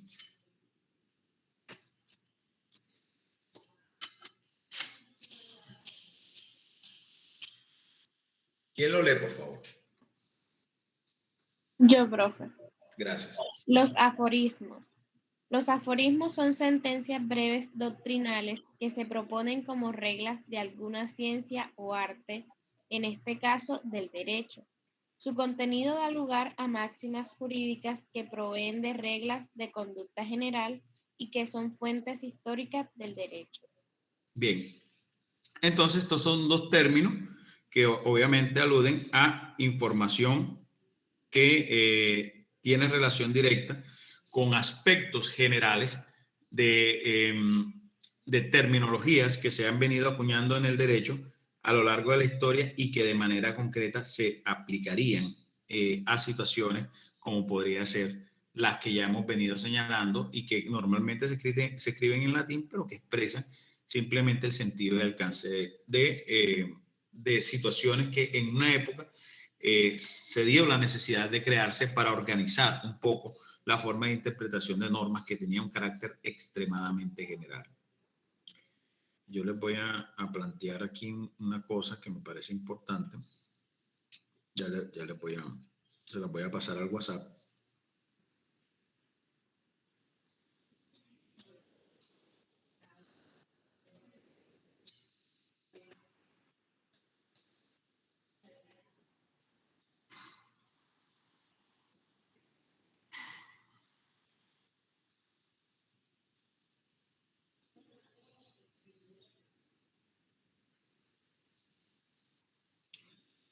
A su WhatsApp les voy a enviar un video, ¿no?, que hace el análisis de lo que es el bloque de constitucionalidad como una herramienta hermenéutica, que es el tema que les pedí que por favor se planteara. Entonces la idea es que por favor escuchen o vean ese video, que es un video realmente corto, y a partir de ese video realicen lo pertinente de investigar ese tema, porque yo necesito que ese tema quede agotado para dentro de 8 días. Dentro de 8 días vamos a hacer dos cosas. Primero, vamos a hablar del bloque de constitucionalidad como herramienta hermenéutica. Vamos a discutir ese tema para dejar zanjado pues todo lo que tiene que ver con estas máximas que se tienen que tener en cuenta al momento de la interpretación normativa. Y vamos a realizar un pequeño quiz. ¿Qué vamos a preguntar en ese quiz? Vamos a preguntar todo lo que hemos venido trabajando hasta el momento, porque yo necesito que los temas los vayamos evaluando y agotando. Entonces, quiero que por favor estudien ese tema para tener esa segunda nota. Y ya vamos a entrar a lo que serían un tema importante, que son el tema de las falacias argumentativas. También les voy a enviar al WhatsApp un anticipo de ese tema para que ustedes lo vayan mirando. Y hay un tema que no se nos puede perder de vista, que es el tema de la integración normativa para solucionar las miércoles. Ese tema también tenemos que verlo, ojalá la próxima semana. ¿Cómo lo trabajamos? Déjenme organizar mi cabeza. Bueno, trabajamos el tema del bloque de constitucionalidad. Vamos a trabajar el tema del bloque de constitucionalidad. Vamos a trabajar el tema del principio de la integración y el quiz lo dejamos para dentro de 15 días, ¿le parece?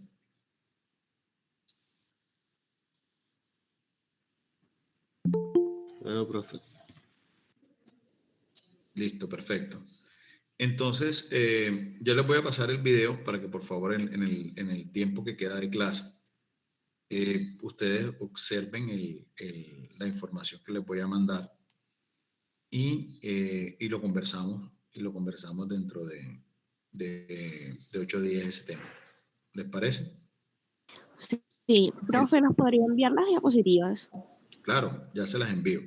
Estas están dentro de estas y las anteriores. Bueno, estas sí están aquí mismo ya desarrolladas.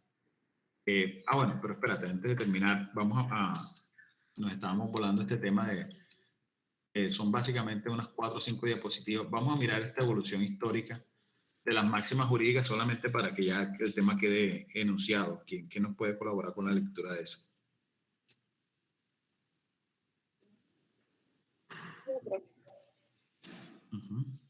Evolución histórica de las máximas jurídicas.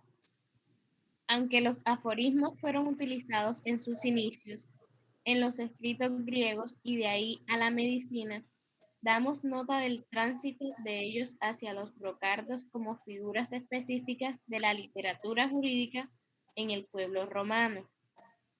Estos, al referirse a temas de derecho, los usan como aforismos o brocardos escritos en latín usando la sintaxis rígida y la dicción ampulosa de esa lengua, pero con una hermosa precisión conceptual que les ha permitido seguirse usando a través de los siglos como un admirable vehículo de validez científica para transmitir la esencia del pensamiento del derecho, sin perder rigor, precisión y belleza.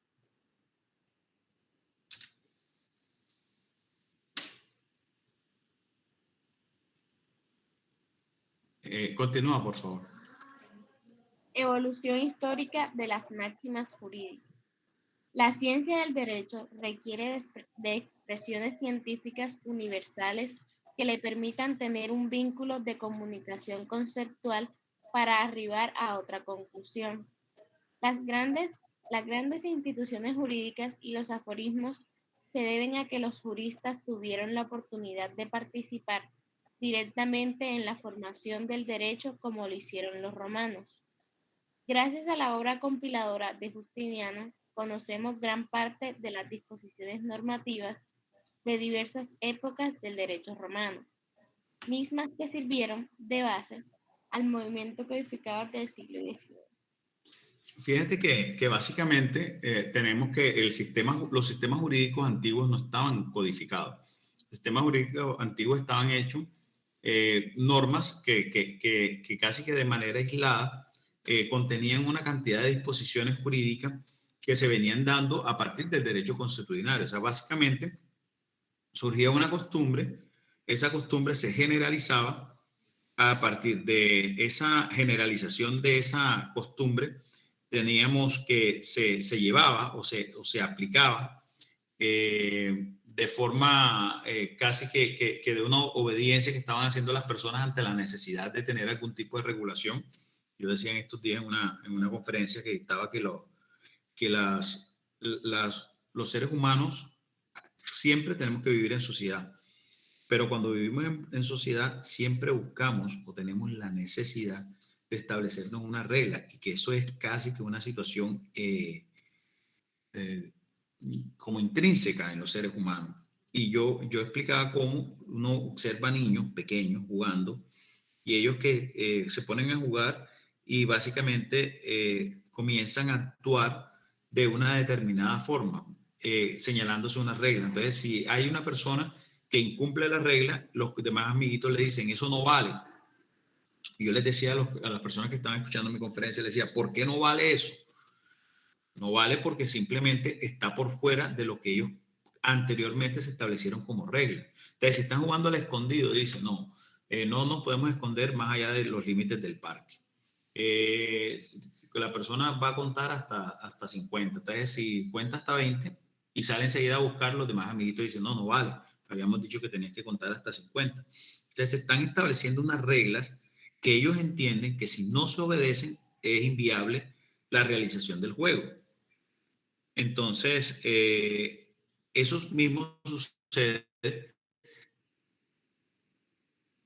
con las personas de la antigüedad. No habían códigos, la gente actuaba básicamente por costumbres, y esas costumbres llevaban a las personas a actuaran de esa forma.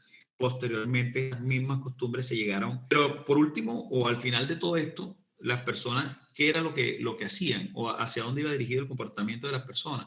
A cumplir unas normas que eran de carácter consuetudinario, pero que finalmente estaban regadas por todos lados.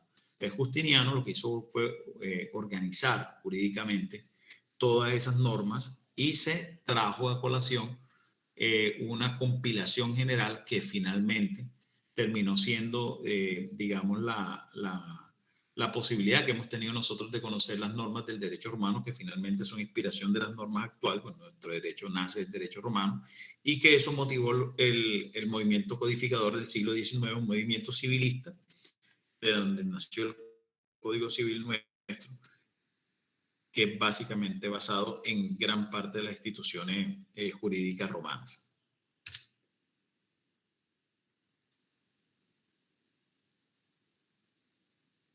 Va a lectura, por favor.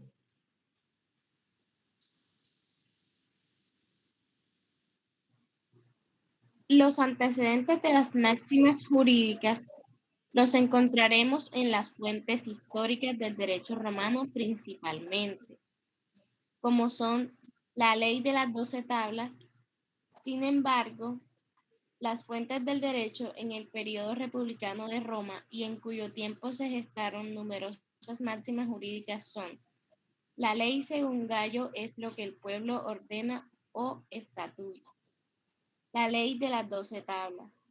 El Corpus Juris Civilis, que sintetiza las numerosas resoluciones judiciales dictadas durante 6 siglos de existencia del Imperio Romano.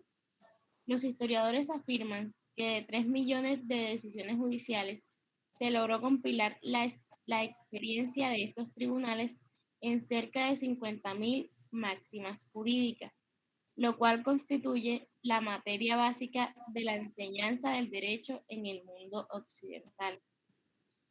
Derecho napoleónico, que contiene gran parte del derecho romano, sirvió de inspiración a nuestras codificaciones. Derecho español, las 7 partidas estuvieron vigentes hasta la emisión del Código Civil de 1870. Bien, hay un punto que me parece interesantísimo de esta diapositiva, y que me parece que es el marco de lo que sería todo lo que es el ordenamiento jurídico actual y la concepción que tenemos actualmente de constituyente primario, y es este punto. La codificación según Gallo, pues que es un jurista antiguo, Gallo es su nombre, básicamente establece que sería norma aquello que el pueblo ordena o estatuye.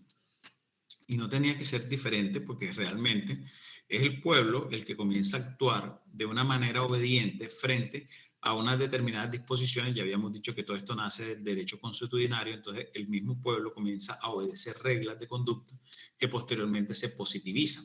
Entonces la positivización que se hizo acá no es otra cosa, no fueron leyes inventadas, fueron leyes que básicamente compilaron o recogieron lo que el pueblo estaba obedeciendo, porque era el pueblo el que estaba básicamente teniendo como reglas de conducta esas acciones. Y otro punto que me parece importante es el Corpus Juris Civilis, que lo que hizo fue tomar todas una cantidad de sentencias judiciales o decisiones judiciales dentro del sistema romano y los compiló para poder entender que ante situaciones jurídicas similares a las que estaban ahí reguladas, se tenía que resolver de esa determinada forma. Entonces, básicamente fue un principio de positivización del derecho a partir de interpretación o de soluciones jurídicas dadas a conflictos sociales que se habían presentado en esa época.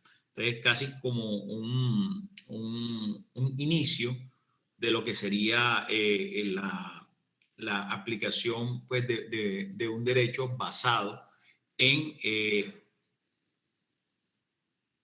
avances jurídicos a partir de decisiones judiciales. Entonces, por eso yo el otro día, yo hablaba con un colega y el colega me decía, nuestro derecho, que es de naturaleza continental, es muy diferente al derecho anglosajón, porque el derecho anglosajón avanza a medida que se dan las decisiones judiciales. O sea, es diferente ahora, pero en principio tuvieron una misma fuente, porque mira que el Corpus Juris Civilis no hizo otra cosa sino compilar decisiones judiciales que se habían dictado en ese momento. Entonces, quiere decir que desde ese punto de vista, nuestro derecho también tiene una base o un sustento en decisiones que sirvieron en un momento dado para solucionar conflictos. Miren que el derecho napoleónico de 1805 no hizo otra cosa diferente que tratar de traer a la modernidad los diferentes códigos o normas del derecho romano, y que fue lo que finalmente se terminó también trayendo a nuestro continente por los españoles, y que finalmente todas esas reglas de conducta, la ley de las 7 partidas, fueron las que finalmente se aplicaron en Colombia, hasta que comenzaron ya los sistemas de codificación en la segunda mitad del siglo XIX. Entonces, bien, ese sería, digamos, el punto histórico de donde partimos, y estas serían las máximas jurídicas que podríamos tener como ejemplo de situaciones que sobrevivieron desde la época romana y que se siguen aplicando hoy en día. Leamos esto ya para cerrar el tema.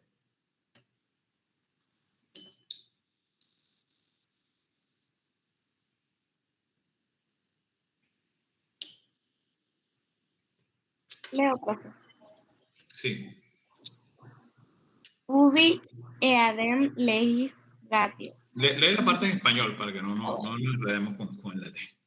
Cuando la razón de la ley es coincidente, debe darse también la misma disposición legal. Correcto. Se presume que está permitido lo que no está prohibido. Las excepciones son de estrictísima interpretación. Nadie está obligado a lo imposible. Lo que en acto jurídico es útil no debe ser perjudicado por lo que no lo es. Vale.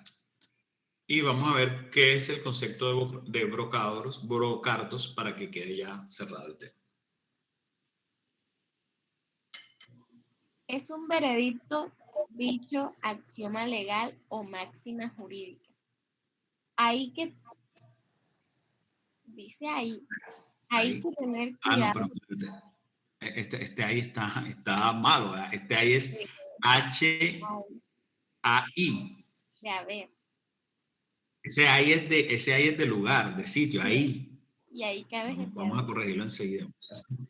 Ese es ¿cómo es que se llama? Un error ortográfico horrible.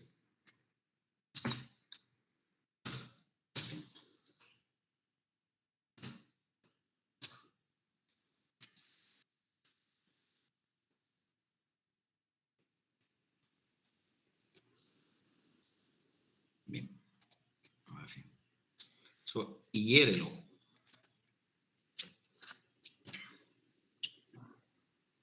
Hay que tener cuidado, puesto que algunos de estos brocardos son de interpretación antigua y su uso no es bien definido en un contexto actual, por lo que se hace llamado al estudio detallado de ellos antes de aplicarse. Es decir, son bloqueadores que por su antigüedad no necesariamente todos pueden ser aplicables hoy en día, por lo tanto hay que tratarse de entender y actualizar de acuerdo a las circunstancias actuales. Pero miren que me gustó mucho pues estos ejemplos que se están trayendo acá, por lo menos me parece genial ese que dice que se presume que está permitido lo que no está prohibido, que es básicamente la teoría de cierre que aplica Kelsen. Que las excepciones son de estrictísima interpretación, ya lo habíamos señalado.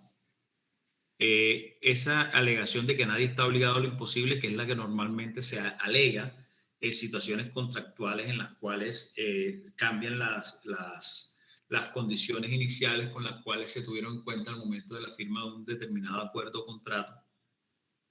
Y me gusta mucho la primera, que es cuando dice, cuando la razón de la ley es coincidente, debe darse también la misma disposición legal, que básicamente entendería, bajo ese precepto, que cuando al momento de crearse la ley hay otras situaciones que coinciden con razones que se tuvieron en cuenta con leyes anteriores, necesariamente se debe dar la misma solución jurídica. Es decir, no se le puede dar soluciones jurídicas diferentes a situaciones jurídicas coincidentes. Entonces, básicamente eso. Muchas gracias a ustedes por la asistencia a la clase de hoy. Acabo de enviarles 2 videos muy cortos sobre bloque de constitucionalidad. Quiero que por favor lo miren como complemento de la clase y que investiguen el tema de bloque de constitucionalidad como herramienta hermenéutica. Yo les recomiendo mucho un libro, de hecho acá lo tengo a la mano, que es del doctor César Augusto Londoño Ayala. Este libro del doctor César Augusto Londoño Ayala, que se llama Bloque de Constitucionalidad, es un libro bastante claro con relación a el bloque de constitucionalidad como herramienta hermenéutica. Entonces les recomiendo de pronto que consulten, pueden consultar ese libro. Igual pueden consultar en cualquier otro texto, pero ese libro es genial para ese tema. Otro punto que les quería decir era que si pueden mirar también un poquito sobre el principio de integración normativa, sería muy bueno, porque para la otra semana voy a traerles ese tema acá a la clase, ese principio de integración normativa. Voy a poner aquí no guardar. Voy a anticiparle de pronto un poquito de algo sobre ese punto. Denme un segundo, por favor.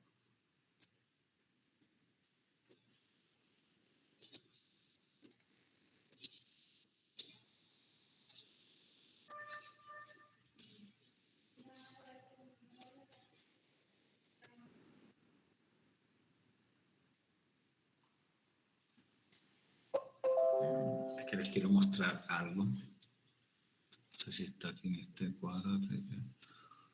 No, no está acá. Vamos a buscarlo acá. Documentos.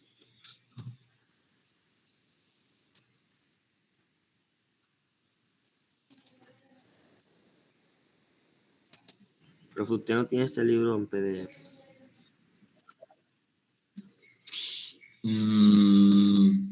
Voy a buscarlo. Debo tenerlo. Voy a buscarlo. Si lo tengo, se lo envío. Aunque el otro día me dieron un regaño. El otro día me metieron un regaño porque yo siempre he pensado pues que el conocimiento debe ser abierto. A mí me llegan pues muchos libros en PDF, yo los tengo ahí en una biblioteca. Y yo normalmente era mucho de compartir esos libros. Un día me llamaron la atención y me dijeron que yo podría estar incurriendo en un delito porque yo no tengo permiso de distribución de esos libros y estoy ustedes violando derechos patrimoniales de autor. La cosa está tesa. Entonces mejor me he quedado quieto y por eso últimamente no he compartido. Anteriormente yo compartía todas las semanas libros en PDF, pero yo me he quedado quieto por ese tema porque realmente sí. Y tienen la razón, pero lo que pasa es que de pronto yo no lo hacía en modo de mala fe, sino bajo el interés que tengo siempre de compartir información y compartir conocimiento. Pero bueno, vamos a ver si lo tengo, a ver si se lo paso. Ahí le escribiré, será el doctor Londoño para ver si me autoriza a enviárselo a ustedes. Se lo agradeceríamos, profe. No, pero no lo vamos a denunciar. Tranquilo, profe. Claro que no, profe. Aquí calladitos, aquí no ha pasado nada. Y todo el que pueda, mande todo eso. Bueno, miren, el punto es, espérate un momento, ¿dónde está? Exacto. Esa diapositiva yo la tenía acá. Lo que pasa es que yo mandé el otro día a resetear esto y se me perdió una cantidad de información acá que tenía. Y parece que o hicieron mal el backup o no sé. Pero es un punto sobre sobre cómo a partir de de la teoría de la integración se puede solucionar el tema de las lagunas jurídicas. Lagunas, no sé por ahí, ¿cierto? Que diga lagunas. Profe, ¿por qué no escribe el nombre allá en buscar? A ver si le aparece.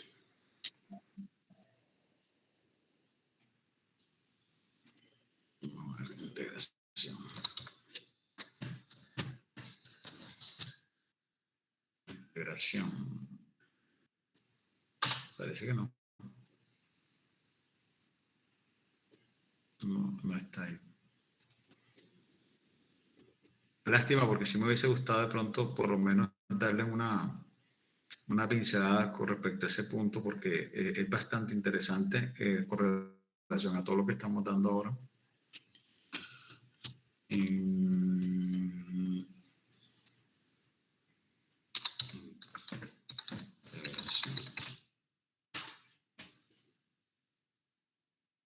Interacción de lagunas accesorias.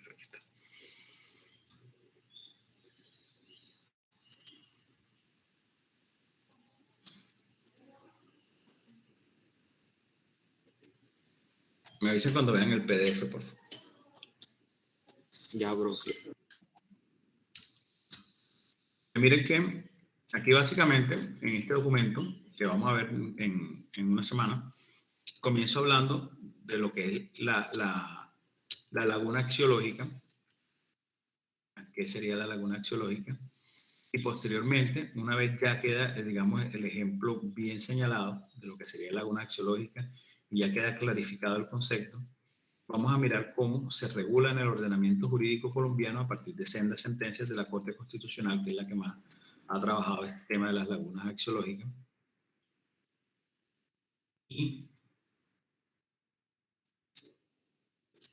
comenzamos después a mirar todo lo que sería la integración normativa. A partir de una sentencia genial de la Sala Civil, si la voy a buscarla, si la tengo a la mano, se las envío para que la lean y complementen este tema.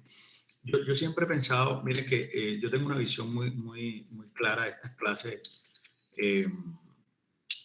clases virtuales. Yo pienso que estas clases virtuales no se pueden dar de una manera en donde el profesor se sienta aquí 3 horas a hablar de temas, porque eso no se lo aguanta a nadie. Incluso a mí, yo mismo cuando tengo capacitaciones y el tipo se pone a hablar 3 horas, yo me aburro y a la media hora, 2 horas, a la media hora, hora y media estoy poniéndome a hacer otra cosa. La atención de una dura eso, por eso es que las películas no duran más de ese tiempo. Entonces, sí creo que aquí, en este tipo de educación que estamos teniendo hoy en día, es muy necesaria la necesidad que ustedes apliquen de una educación autodidacta. Pero yo creo que la complementariedad del trabajo que ustedes hagan es lo que puede hacer que esta educación virtual pueda funcionar en los términos que la tenemos en este momento. Entonces, este tema, pues que lo vamos a dar dentro de una semana, está muy bien desarrollado en una sentencia de la Sala Civil del año 2006, que es larga la sentencia, pero el punto concreto que habla de esto es bastante corto. Se lo voy a enviar porque me gustaría mucho que lo leyeran. ¿Ya? Que lo leyeran y que de una semana que demos este tema ustedes ya tengan leído eso, para que pueda surgir de una manera más fácil lo que es la integración de la teoría de la integración jurídica como un mecanismo hermenéutico que permite integrar todas las normas que hacen parte de un sistema jurídico como herramienta para la solución de conflictos. Entonces sería bueno que ustedes lo leyeran y lo analizaran y lo pudiéramos trabajar de una manera mucho más abierta. ¿Listo?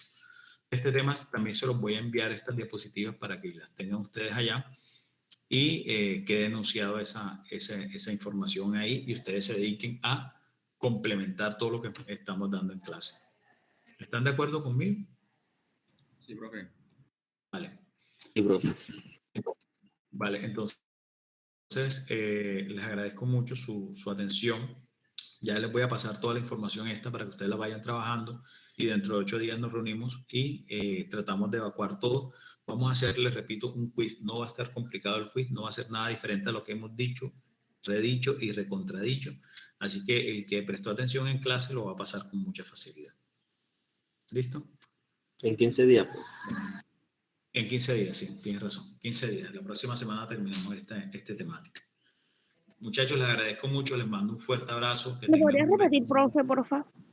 Señora, ¿Me podrías repetir, por favor? ¿qué cosa? ¿Que mi despedida o qué? No, profe, lo de los 15 días. No escuché, profe, tuve Que interferencia. dentro de 15 días vamos a hacer un quiz, que es un quiz bastante sencillo y que va a consistir simplemente en que si ustedes me prestaron atención en clase, van a poderlo responder con facilidad porque va a ser temas, o voy a hacer preguntas que he venido, de temas que he venido repitiendo, recontra repitiendo y recontra ultra repitiendo cada semana. ¿Vale? Sí, profe. Ok, Ok. profe. Ah, Profe, que diligencia el listado de asistencia que la monitora envió lo enviaste al chat, ¿no? Del grupo, Andrea. Envíalo, porfa, que eso se perdió ya. profe, podría enviar las diapositivas, porfa, al grupo. Sí, es precisamente lo que voy a hacer apenas cierre la clase. Bueno,